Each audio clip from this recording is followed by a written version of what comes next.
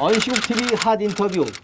오늘은 화제 영화 압수수색을 감독하고 출연도 하신 뉴스타파의 전 대표 김용진 기자를 만납니다.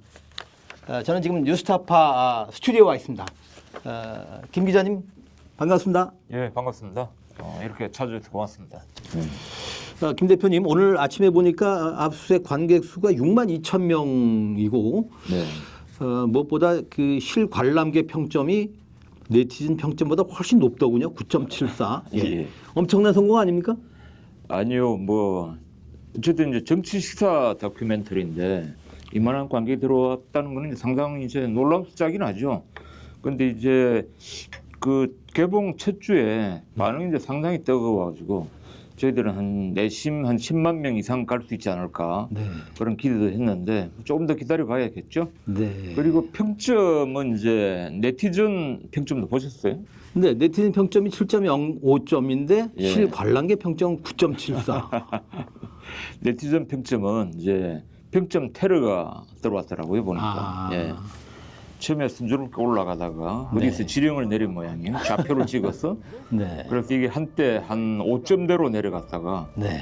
또 이제 실제 보신 분들이 실관람만 남기는 게 아니고 네티즌 평점에 들어가서 이제 한번 올려보시려고 네. 가서 쭉 해서 이게 또 한 7점대 상위권까지 올라갔다가 다시 이제 2차 테러가 또 이제 감행이 돼가지고 지금 이제 7점대 초반으로 다시 이제 내려가 있는데. 네. 아니 근데 왜 이 영화가 뭐가 두려운지 극우 세력들이 뭔가 이제 좌표를 찍어서 이 영화를 공격하자 뭐 이런 움직임이 있었던 것 같아요. 네. 그런데 말입니다. 압수수색의 부재가 그 내란의 시작이더군요. 네. 아시는 대로 윤석열의 난에 이어서 조희대 대법원의 이른바 사법 쿠데타까지 벌어지지 않았습니까? 네. 이게 내란의 시작은 압수수색이고 그럼 내란의 끝은 뭐라고 보십니까? 뭐 몇 가지가 있겠죠. 일단 이제 좀 있으면 치러질 그 6.3 대통령 선거 때 어떤 정치적인 평가를 올바로 내리는 게 이제 정치적 측면에서는 이제 내란의 1차적인 이제 진압이 되겠죠. 그런데 여전히 이제 사법적인 그런 이제 문제, 사법 쿠데타의 이제 세력들이 여전히 이제 사법적으로 그대로 남아 있지 않습니까? 네. 그들을 이제 정리하지 않는 이상 내란의 이제 종결, 내란의 이제 진압이라고 볼 수는 없겠죠. 그러니까 정치적인 일단 이제 정리를 한번 한 다음에 그 다음에 이제 사법, 그 다음에 뭐 검찰, 그 다음에 언론까지 계속 이제 정리를 해 나가야 그게 진정한 내란의 진압이자 마지막 종점이 되지 않을까 그렇게 생각을 합니다. 예. 그 실제 뭐 이번에 보면 이제 뭐 여러 우여곡절을 겪었지만 국민의힘 이제 대선 후보가 김문수로 확정이 됐지 않습니까? 그랬죠. 네. 그런데 이게 뭐 너무 이제 이상한 상황들이 벌어졌으니까 뭐 이제 진보적인 시민이나 아니면 뭐 민주당 지지 세력도 이게 얼떨결에 김문수를 응원하는 그런 어이없는 상황이 생겼는데 김문수 후보의 정체를 보면 여전히 이제 탄핵 반대를 했고, 그랬죠. 그다음에 윤석열에 대한 비판이나 이런 입장이 없었지 않습니까? 네. 그리고 그 이전에는 뭐 극우적인 또 이제 신자유주의라든지 뭐 친일 반민족 행위를 옹호한다든지 그런 이제 인물인데 이런 사람들이 이번 매우 이제 짧은 기간 동안에 자기 정치적 이미지가 세탁되거나 뭐 이런 것들은 이제 매우 우려되는 상황이다. 그래서 이제 어쨌든 이번 대선 때 그런 부분에 대한 심판도 정확하게 내려지는 게 1차적으로 정치적 진압이고 그 이후에 이제 추가적인 내란 세력에 대한 정리가 계속 있어야 된다. 뭐 그렇게 생각을 합니다. 예. 흥행은 성공했는데 후원 회원도 좀 늘었습니까? 이게 뭐 기준에 따라서는 뭐 성공했다 뭐 안 했다 볼 수 있는데 어쨌든 후원 회원도 많이 넣으셨어요. 네. 그 극장에서 이제 어떤 단일한 콘텐츠를 여러 불특정의 다수가 모여서 이제 같이 공감하고 뭐 어떤 경험을 이제 같이 나누고 이런 부분들이 일반적으로 우리가 뭐 휴대폰이든 아니면 뭐 노트북으로 뭐 어떤 콘텐츠를 보는 거하고는 완전히 다른 경험인 것 같아요. 그래서 영화를 보시고 난 이제 관객들이 영화평도 남겨주시고 그다음에 뉴스타파 홈페이지나 이 영화를 이제 제작한 곳은 뉴스타파 함께 재단이거든요. 거기 이제 뉴스타파 함께 재단의 뉴스타파 필름 그 영화 제작부에 이제 방문하셔가지고 응원한다 이러면서 이제 후원회원도 가입하시고 그다음에 또 뭐 이런 뭐 영화 같은 것들을 계속 만들어 달라는 뭐 의미로 응원의 글도 많이 남기고 그렇게 하고 계십니다. 네. 정확한 숫자는 말씀드리기는 힘들지만 네. 1000명대 이상의 후원회원들이 새로 증가하십니다. 아주 좋은 소식이군요. 예. 네. 저도 아주 재밌게 봤습니다만은, 그건 재미는 별로 기대 안 했는데 재밌게 봤습니다. 네. 아니 왜 기대 안 하셨어요?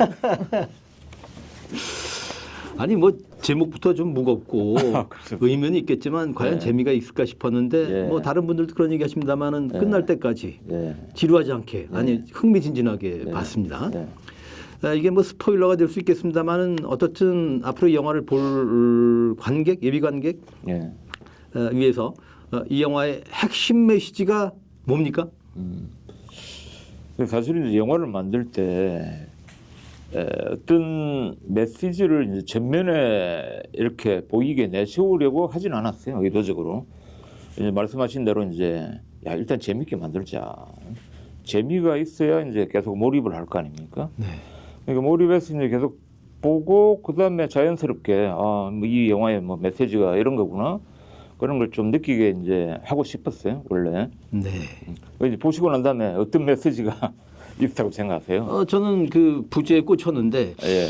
그 수긍이 되더라고요. 아 그래 이게 내란의 시작이었구나. 내란의 연원을 뭐 더 소급해서 꼽을 수 있겠습니다만은 예. 이때 내란이 시작됐구나 그런 공감을 했습니다. 예.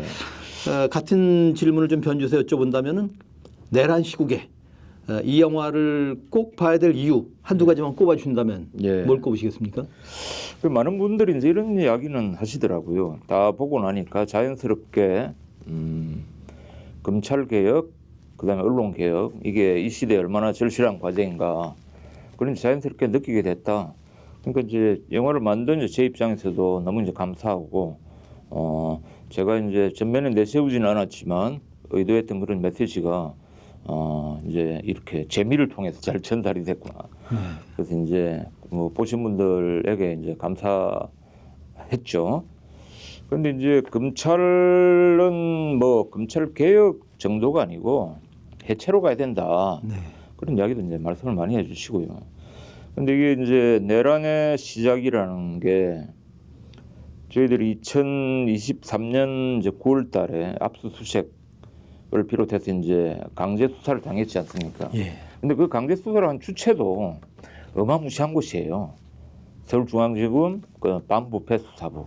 그 옛날 같으면 이제 특수부죠. 네. 검찰 전국에 뭐 2~3천 명의 검사들이 있는데 그 검사들 조직 중에서도 이제 가장 핵심 정예 조직이죠. 네. 거기서 대선 개입, 여론 조작 특별 수사팀을 만들어 가지고 검사 10여 명을 투입해 가지고 우리를 이제 죽이려고 달라들었는데 어쨌든 그 시기를 이제 지금 다시 한 복기를 해보면 그 검사들뿐만이 아니고 윤석열 검찰 정권의 모든 정부 기구가 다 작동을 했습니다. 그다음에 국민의힘도 동원됐고 영화에도 이제 나오지만 네.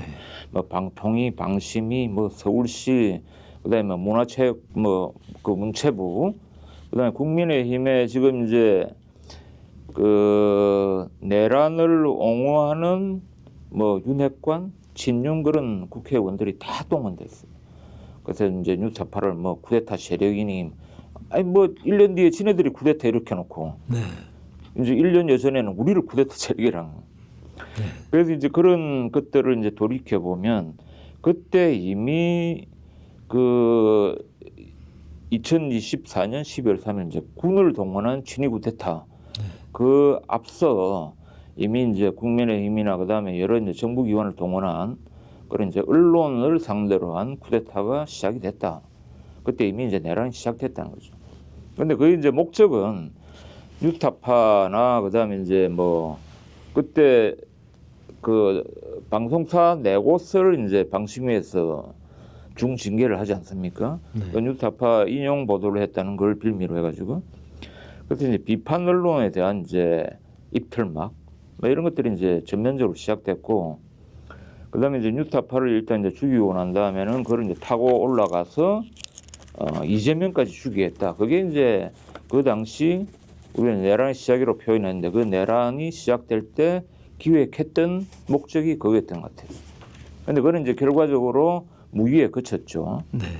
무기에 그쳤지만 많은 언론들을 이제 공포에 떨게 했고 또 이제 대부분의 언론이 그 검찰이 이야기하는 것들을 대부분 이제 그대로 받아쓰지 않습니까? 네. 그래서 우리가 뭔가 손을 쓰면 효과가 있구나 이런 자신감을 또 윤석열 이제 정치 검찰 정권에서는 네. 좀 체득을 한 것 같아요. 그래서 그 1년 뒤에 그 군을 동원한 이제 친위 쿠데타까지 감행하게 되지 않았는가 그런 생각을 하고 있습니다. 예.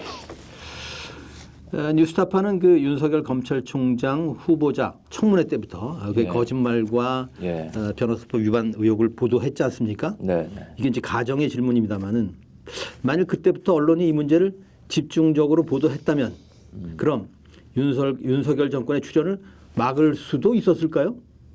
그 문제가 이제 굉장히 중요한 문제였기 때문에 어떤 스피커가 굉장히 큰 뭐 공영방송이나 주요 메이저 이제 언론에서 그걸 집중해서 뉴스타파하고 이제 궤를 맞춰서 이제 보도를 했다면 저는 당연히 윤석열이 대통령 자리까지 오를 수 없었다고 생각을 합니다. 그런데 이제 결과적으로 언론이 그 역할을 못했던 거죠. 네. 검찰총장이라는 자리가 얼마나 막중한 자리입니까? 그런데 이제 이자가 정말 너무 태연하게 거짓말하는 게 네. 이제 국회 청문회에서 노골적으로 드러났잖아요. 그렇죠. 그런데 이제 그런 사람을 그대로 이제 검찰총장에 임명한 그 당시에 뭐 이제 정치 뭐 국정 최고 책임자의 문제도 있겠지만 또 그런 것들을 같이 목격한 언론들은 도대체 뭐 했냐는 거죠. 네. 그다음 그 이후에 이제 검찰총장 임명 이후에도 이 윤석열이 이제 그 국민들이 그때 많이 환호를 하지 않았습니까? 네. 문재인 정부의 검찰 개혁을 책임질 사람이다. 그런 이제 국민적인 뭐 어떤 기대 같은 걸 받았는데 그거는 철저히 배신하고 네.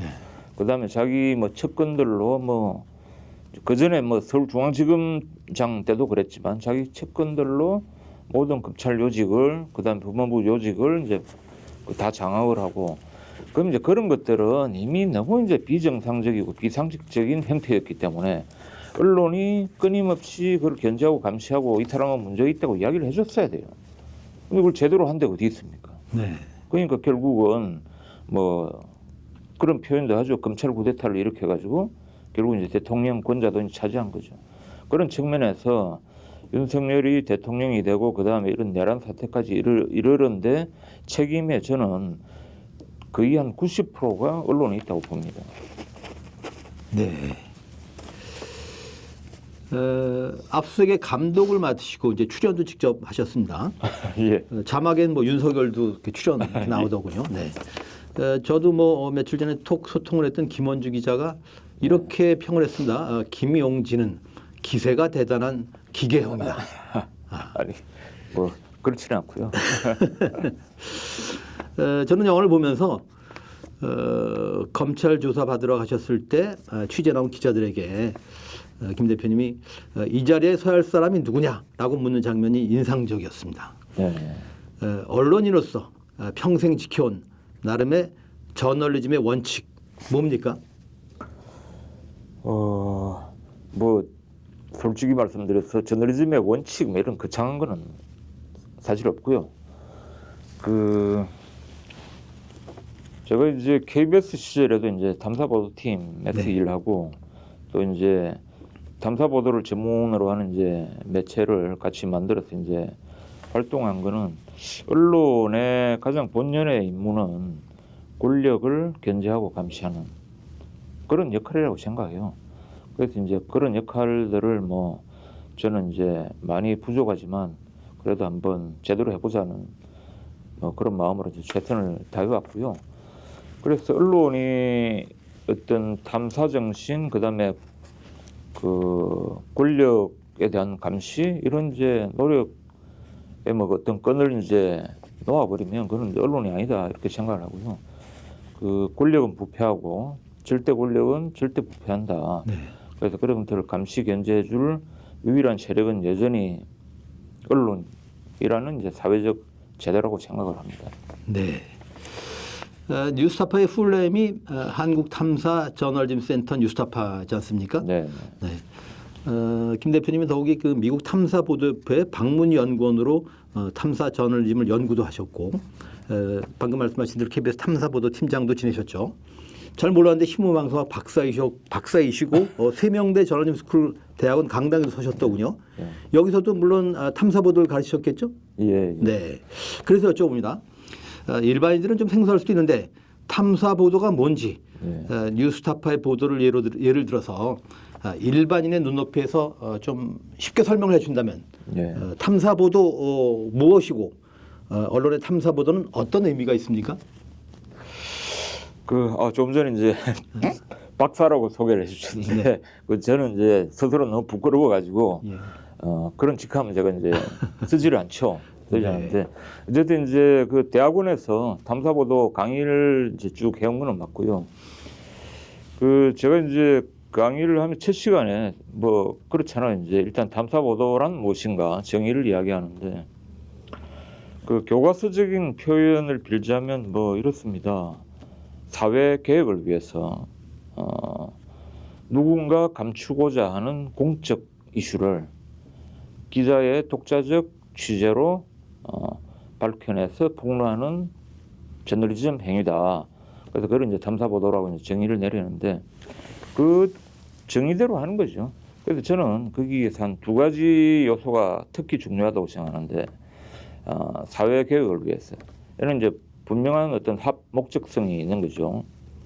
그냥 아무 생각 없이 그냥 뉴스를 뭐 뒤쫓아가서 보도하거나 클릭수를 올리기 위해서 하는 게 아니고 분명히 이제 우리 사회를 보다 나은 방향으로 만드는데 일조하기 위해서 이제 저널리즘을 한다. 그런 게 매우 중요하고요. 그다음에 기자의 독자적인 조사로 취재로 어떤 공적 정보를 찾아내서 폭로한다. 그것도 이제 매우 이제 중요한 요소고 그게 이제 다른 뭐 일반적인 데일리 리포팅이나 뭐 일반 그런 것들하고 이제 좀 구분되는 그런 지점이라고 봅니다. 그럼 아예 이 말씀의 연장선에서 탐사보도에 관심을 갖고 탐사보도를 해보고 싶다. 그런 미래 세대한테 좀 조언을 주신다면은 그거 아무나 할 수 있습니까? 네, 아무나 할 수 있습니다. 아무나 할 수 있는데 어느 정도 이제 수련 과정 거쳐야 되겠죠. 근데 요즘 특히 중요해지는 게 데이터 저널리즘이고 그 전 단계로 이제 어떤 인내심과 끈기, 호기심이 있어야 되고요. 자기의 명예나 돈벌이를 위해서 이제 기자가 되고 싶다면 하루 빨리 그냥 포기하고. 그러려면 지금 이제 언론고시 이런 이야기가 있잖아요. 뭐 공부도 뭐 몇 년을 해야 합격하니 많이 이런 이야기가 있는데 그 정도 노력을 들여서 이제 공부를 하려면 공부를 하는 것 같으면 아니 그래가지고 이제 뭐 명예와 돈을 얻을 수 있는 다른 뭐 직장이나 직업은 많잖아요. 왜 굳이 기자를 하려는 거죠? 그러니까 그런 사람은 다른 걸로 하고 어쨌든 국민의 알 권리를 위해서 뭔가 해보겠다는 소명 의식이 있는 사람이 이제 해야 되겠죠. 그리고 뭐 그 관련해서 여러 가지 이제 필요한 뭐 덕목이나 그다음에 뭐 기본 스킬 같은 거는 뉴스타파 홈페이지든 아니면 이제 다른 뭐 데서 이제 자료들을 많이 찾을 수 있으니까 관심 있는 분들은 적극적으로 한번 도전해 보시기 바랍니다. 영화 관람평 중에 이런 게 있더군요. 일제 강점기 독립운동하신 선조들 생각나게 한다. 이게 전 눈길을 끌던데 말이죠. 언론이 추구할 가치가 뭐 어느 신문사 사시처럼 뭐 불편부당, 허구적 중립이 아니라 독립이라고 볼 때 뉴스타파가 일찍이 그 언론 독립의 기치를 내걸었지 않습니까? 한국 언론에 대한 나름의 문제의식 뭡니까?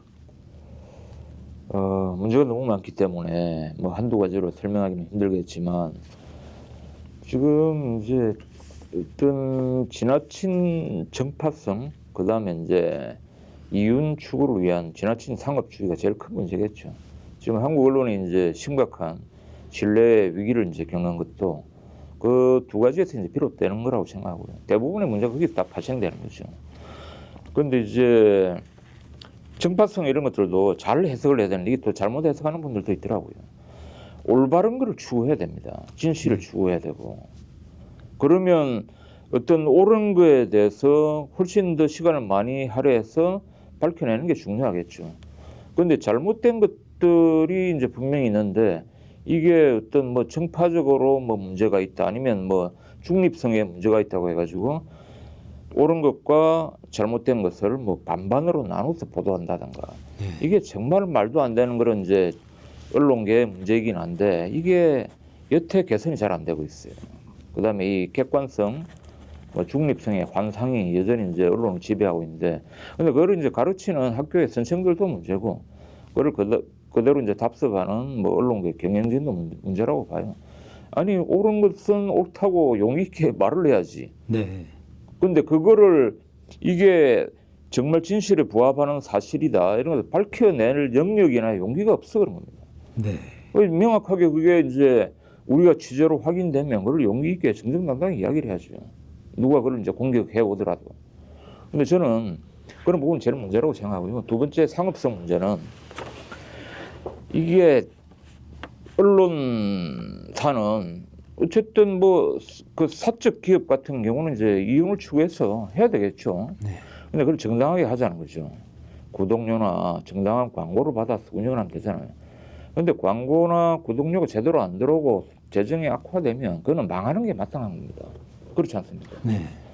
근데 이제 유별나게 한국이 그렇게 안 되는 게 변종 돈벌이를 하기 때문이에요. 네. 그런 정당한 돈벌이가 아니고 이상한 돈벌이. 어디 뭐 광고를 이제 갈취해 내오거나 협찬을 강요해서 받아오거나 아니면 기사형 광고로 사람들을 독자를 시청자를 기만해가지고 돈벌이를 하거나 그다음에 뭐 수년 전부터 엄청나게 유행해 오고 있는데 뭐 각종 포럼 장사 뭐 이상한 뭐 그런 것들 콘퍼런스 같은 걸 열어가지고 티켓을 강매한다든지 하여튼 그런 이제 변종 돈벌이를 차단을 해야 된다. 그래야 진짜 언론이 제대로 살 수 있고 뭐 그다음에 이제 언론 생태계가 건강해질 수 있지 않겠습니까? 하여튼 그런 문제의식을 갖고 있습니다. 네.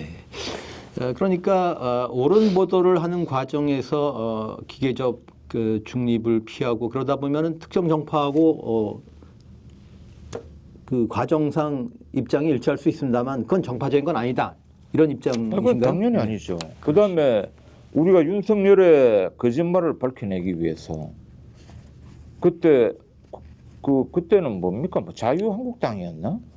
자유한국당하고 니네들 뉴스타파가 짰니? 뭐 이런 이야기까지 들었어요. 그런데 윤석열이 그를 이제 엄청나게 추앙하던 그런 또 사람들이 많이 있었지 않습니까? 그 사람들이 우리를 이제 엄청나게 비판했죠. 네. 그렇다고 우리가 밝혀낸 윤석열의 거짓말을 하지 말란 말입니까? 그거는 말이 안 되는 거죠. 그다음에 지금 뭐 탄핵 국면에서 탄핵을 찬성하는 시민 지표가 있고 또 반대하는 또 지표가 있지 않습니까? 네. 그걸 균등하게 보도하는 게 저널리즘의 원칙입니까? 아니지 않습니까? 네. 그런데 여전히 그런 신호에 매몰되어 있는 언론사들이 무지 많다는 거죠. 그런데 그거는 결국은 그런 언론사들이 저널리즘 신뢰를 스스로 갉아먹고 자기 토대를 무너뜨리고 있다고 생각을 합니다. 네. 마치 그 황우석 신드롬이 연상되는 그런 되잡이였다는 생각이 듭니다. 뭐 그런 경우도 있고요. 네. 그런 사례들이 수없이 많죠. 네. 그러니까 윤석열 초기에 하여튼 윤석열 거짓말 등을 보도하고 비판했을 때 이 검찰 개혁할 사람인데 하여튼 왜 이렇게 비판하냐 이런 그 흐름이 마치 황우석 신드롬이 연상되다 그렇죠. 그런 말씀입니다. 예. 김 대표님은 KBS 재직 당시에 기자로서는 가장 영예로운 한국 기자상을 비롯해서 하여튼 기자가 받을 수 있는 상은 거의 다 받으신 거로 알고 있습니다. 유능한 부끄럽습니다. 부끄럽고요. 예. 저는 지금 대표 자리에서는 그렇죠. 그럼 뭐라고 호칭하는 게 좋겠습니까? 아니 뭐 기자라고 불러주시면 알겠습니다. 제일 좋죠. 예. 하여튼 유능한 기자셨는데 정부의 언론 정책을 비판했다 좌청을 당하신 일이 있고 그 후에는 자사 보도를 비판했다가 중징계도 받으셨습니다. 예. 이게 어제 오늘 일은 아니지만은 기자 정신 뭐라고 생각하십니까? 과거엔 기자사회란 말도 있었는데 예. 기자정신, 기자사회가 다 사어, 죽은 말이 됐습니다. 예. 기자정신 뭐라고 생각하십니까? 저도 이제 지금 뭐 이렇게 저널리스트들이 이제 뭐 비판을 받는 이런 이제 시대에 기자 정신 이런 것들을 내세우는 건 좀 이제 좀 넌센스가 됐다고 보긴 봐요. 그 모든 시민들이 다 이제 자기 목소리를 낼 수 있고 자기 플랫폼을 가질 수 있는 그런 이제 시대가 되지 않았습니까? 네. 그게 뭐 특별하게 어떤 언론사에 소속된 자만 뭐 기자라고 불려지고 이런 것들이 이제 구시대 유물이 아닌가 이런 생각이 들고요. 그래서 뭐 그런 기자 직업 뒤에 뭐 정신 같은 뭐 이런 것들 붙는 것도 좀 안 맞다. 그렇지만 우리가 이제 직업적인 저널리스트로서 모든 사안을 우리 주권자인 국민들이 모든 현장을 다 찾아가서 다 파악할 수는 없지 않습니까? 그래서 그런 이제 주권자를 대신해서 우리가 정말 그분들이 알아야 될 정보를 이제 대신해서 찾아서 정확하게 이제 알려드리는 게 우리 임무라면 그게 바로 기자의 소명이고 그게 이제 기자 정신이 아닐까 그렇게 생각합니다. 네. 이게 뭐 무슨 뭐 엄청난 지사적 기질이 있어 그래 된다고는 안 보고요. 네. 그러니까 건강한 직업의식 같은 거군요. 어느 직업에나 요구되는 직업의식. 그렇죠. 네. 알겠습니다. 뭐 기자가 그 셀러리맨이 됐다 이런 비판도 받습니다만 또 뭐 기레기, 기덕 이런 멸칭으로 불리는 시대 아닙니까? 예. 어쨌거나 그런 건강한 직업의식과 조직의 구성원으로서의 어떤 그런 입장 이게 현업인 후배들은 이걸 잘 양립시키는 게 쉽지 않은 과제인 것 같은데 예. 요 지점에서 좀 팁을 주신다면 어떤 말씀을 주시겠습니까? 그거는 이제 무조건 양립을 해야 되고요. 네. 이게 양립이 잘 안 되면 그만두시는 게 낫죠. 그 양립을 할 수 있는 다른 직업도 있지 않겠어요? 그런 걸 알아보는 게 좋고요. 어쨌든 어떤 저널리스트로서의 소명과 그다음에 생활인으로서의 그런 것들이 적절히 잘 결합되는 그런 것들을 스스로 만들어 나가야 되겠죠. 예. 아시는 대로 뭐 지상파 TV 뉴스도 그 유튜브로 보는 그런 시대입니다. 예. 그러니까 뭐 KBS, MBC 보도도 사람들이 유튜브로 보지 않습니까? 예. 네. 김 대표님을 김 기자님을 포함해서 뉴스타파 구성원 다수가 이제 레거시 미디어 출신인 거로 알고 있습니다만은 예. 뉴스 플랫폼의 변화 어떻게 체감하시고 또 어떻게 전망하십니까? 그 이제 이런 이야기들을 뭐 심심찮게 보는데 그 레거시 미디어 혹은 뭐 기성 언론 네. 하고 이제 유튜브하고 인위적으로 자꾸 구분하려는 그래서 뭐 가짜 뉴스도 유튜브를 통해서 유포되고 있고 이런 식의 이제 이분법 이런 것들은 저는 이제 굉장히 잘못됐다 그렇게 생각을 하고 아니 지금 뭐 MBC도 스스로 이제 그런 홍보들을 많이 하더라고요. 유튜브 우리 MBC 유튜브 채널이면 제일 뭐 인기가 많다 이런 조회수가 많다. 근데 지금 말씀하신 대로 지상파든 아니면 신문이든 다 유튜브 채널을 운영하지 않습니까? 네. 뭐 그거는 유튜브가 아닙니까? 뭡니까 그러면? 그러니까 이미 시대는 디지털로 넘어왔고 디지털이라는 공간에서 대부분의 사람들이 정보를 찾고 그다음에 소비하고 또 나름대로 의견을 이제 배출하는 그런 공간이 되지 않습니까? 네. 그걸 인정해야죠.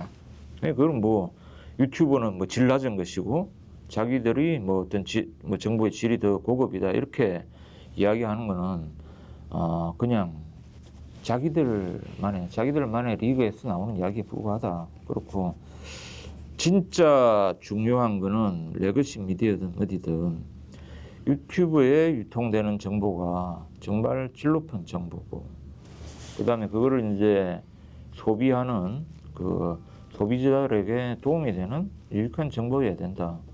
그걸 이제 잘 만들어 나가는 그게 중요한 거죠. 그래서 이거를 뭐 인위적으로 막 구분을 하고 그런 노력을 하는 것보다는 네. 이제 그런 게 오히려 더 중요하다. 네. 생각합니다. 이른바 레거시 미디어 종사자들이 유튜브 매체 등 뉴미디어를 좀 뭐랄까요, 배관시하는 경향 좀 있지 않습니까? 예. 이런 자세는 어떻게 보십니까? 그게 매우 잘못된 자세죠. 아니 방송사들도 지금 방송 기자들 자기가 보도한 그 뉴스 리포터가 영상 리포터가 다 유튜브에 나갑니다. 그렇죠? 네.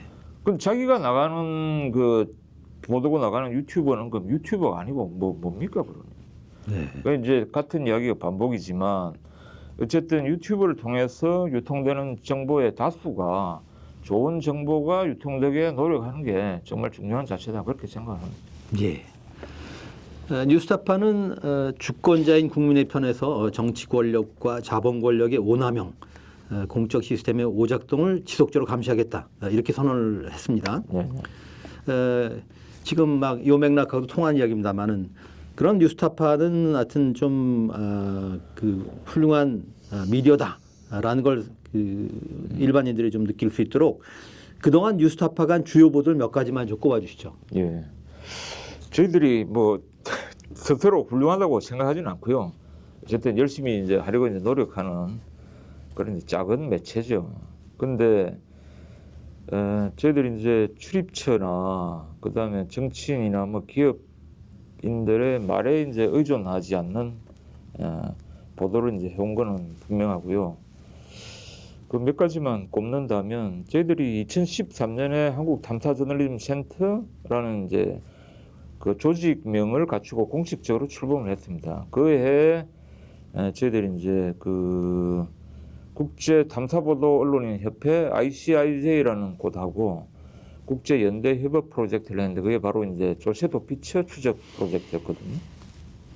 그래서 그걸 이제 같이 연대 취재해가지고 그 당시에 매우 이제 중요한 문제였던 전두환 추징금 뭐 이런 것들에 대한 사회적 관심을 다시 이제 끌어올렸죠. 왜냐하면 그 보도를 통해 그 프로젝트를 통해서 이제 전두환의 장남 전재국 씨가 영국령 버진 아일랜드에 이제 페이퍼 컴퍼니를 설립하고 또 그 법인 명의로 이제 해외에 비밀 계좌를 만들어서 비자금을 운영한 사실을 저희들이 밝혀낸 거죠.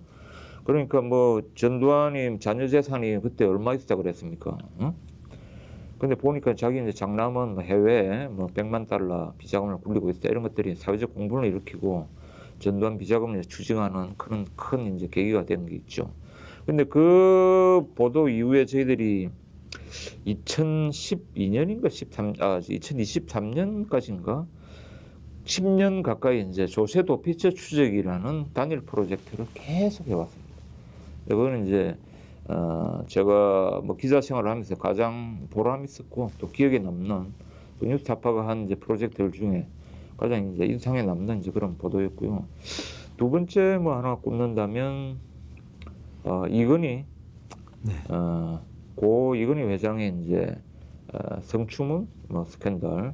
근데 그거는 저희들이 그 특별히 그 아이템에 애착이 있다기보다는 그게 여러 다른 기성 언론의 제보가 갔습니다. 네. 근데 아무도 못했던 것이죠. 그 이유는 뭐 너무 잘 아실 거 아닙니까? 예. 근데 그거는 저희들이 추적을 해서 사실 확인을 했고, 그 다음에 거기에 그런 이제 이건희 회장의 이제 그런 문제에 삼성의 그 임원 전직 임원도 개입돼 있었고 뭐 이런까지 이제 밝혀서 했는데. 그때도 뭐 매우 많은 이제 호응을 저희들이 받았고, 그다음에 삼성그룹의 내부 문제나 뭐 이런 것들이 있으면 그 보도 이후에 이제 저희들한테 매우 많이 제보가 들어옵니다. 네. 그 이제 삼성 관련 내부 비리를 제보해서 보도할 수 있는 곳은 뉴스타파밖에 없다. 그런 것들이 이제 보편적으로 좀 인식이 어쨌든 자리 잡은 것 같아요. 네. 그래서 그 외에도 뭐 많지만 오늘 이제 시간 문제상 그 두 개를 제가 꼽겠습니다. 네. 그러니까 제보가 몰리는 언론이 진짜 언론이죠. 예. 네.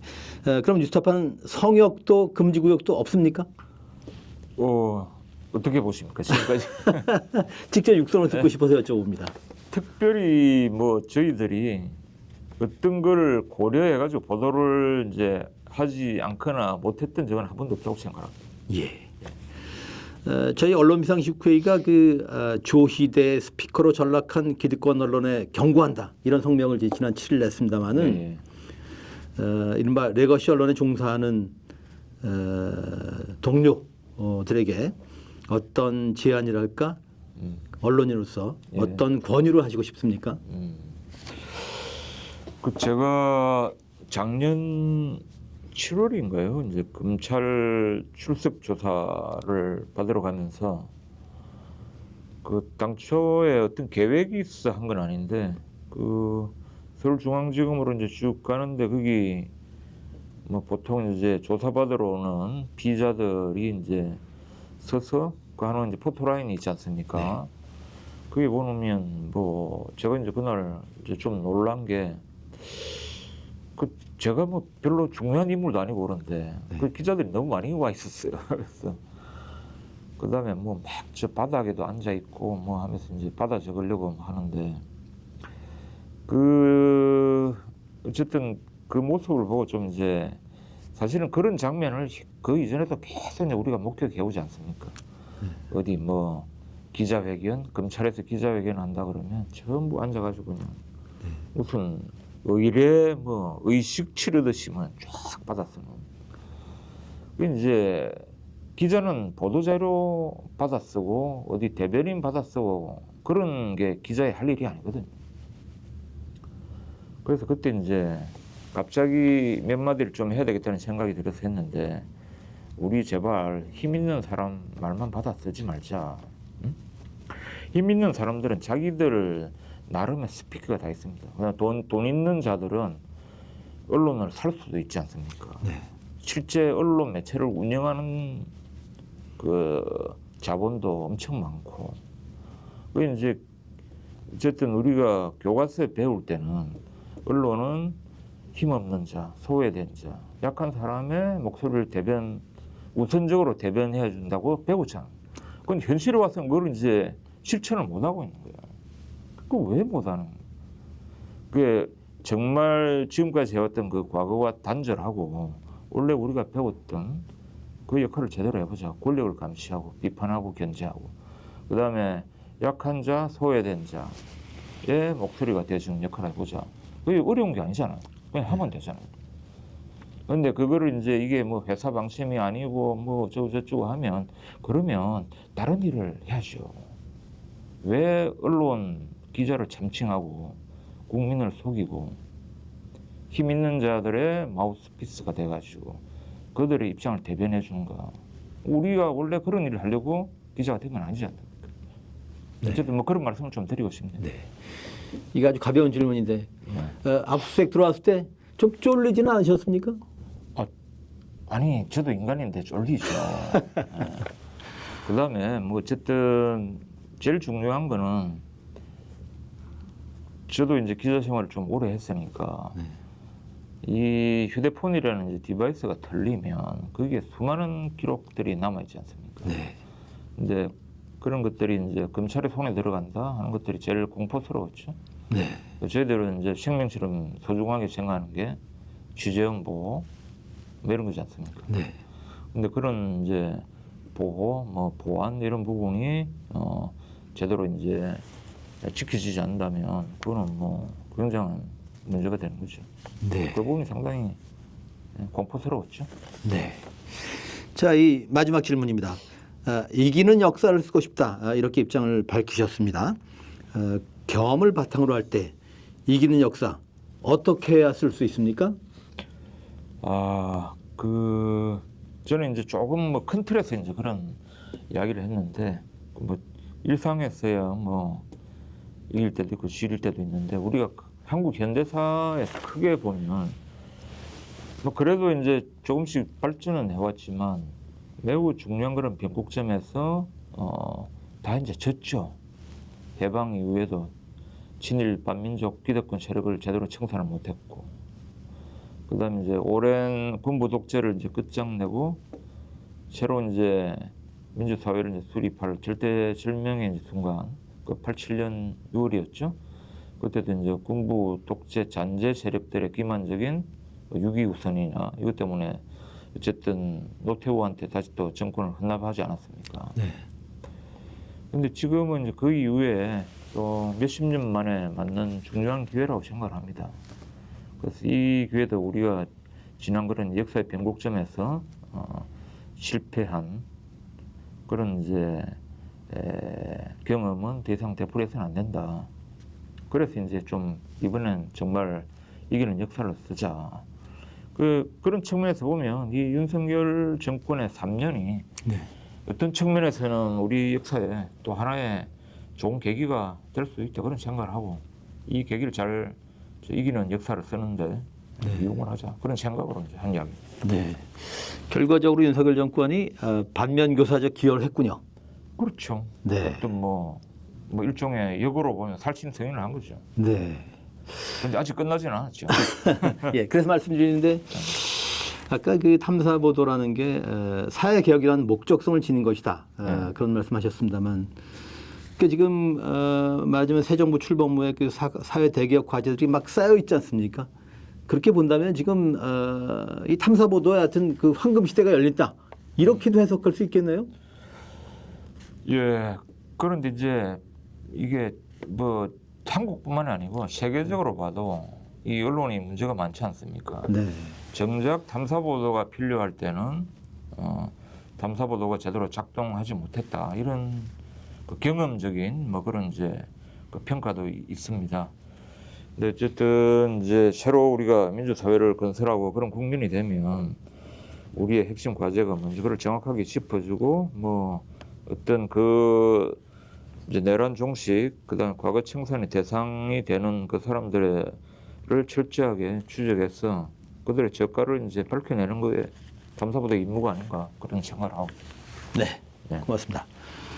언시국 TV 핫 인터뷰. 오늘은 영화 압수수색을 감독하고 출연도 하신 뉴스타파의 김용진 기자를 만났습니다. 고맙습니다. 네, 고맙습니다.